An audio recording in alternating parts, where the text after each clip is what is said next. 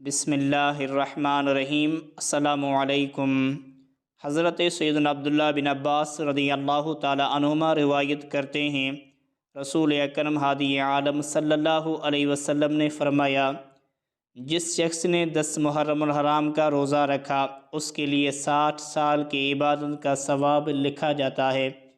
اسے 60 سال کی راتوں کی عبادت اور دن کے روزوں کا ثواب لکھا جاتا ہے۔ اور جس شخص نے 10 محرم الحرام کا روزہ رکھا اس کو 10,000 ملائکوں کا ثواب دیا جاتا ہے۔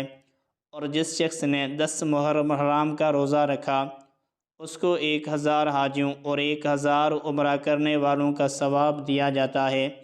جس شخص نے 10 محرم الحرام کا روزہ رکھا اس کو 10,000 شہیدوں کا ثواب دیا جاتا ہے۔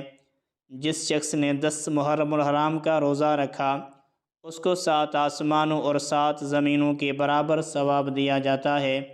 جس شخص نے 10 محرم الحرام کے دن کسی کا روزہ کھلوایا تو اس کو پوری امت کے روزے کھلوانے کا ثواب دیا جاتا ہے۔ جس شخص نے 10 محرم الحرام کے دن کسی بھوکے کو خوش کیا تو اس نے پوری امت کے مساکین کو خوش کیا۔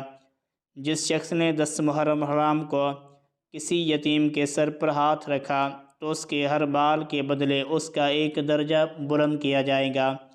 اس وقت حضرت سیدنا فاروق اعظم رضی اللہ تعالی عنہ تعجب میں عرض کرنے لگے، یا رسول اللہ صلی اللہ علیہ وسلم، 10 محرم الحرام کو اللہ تعالیٰ نے ہمیں بڑی فضیلتیں عطا فرمائی ہیں۔ آپ صلی اللہ علیہ وآلہ وسلم نے فرمایا، جی ہاں۔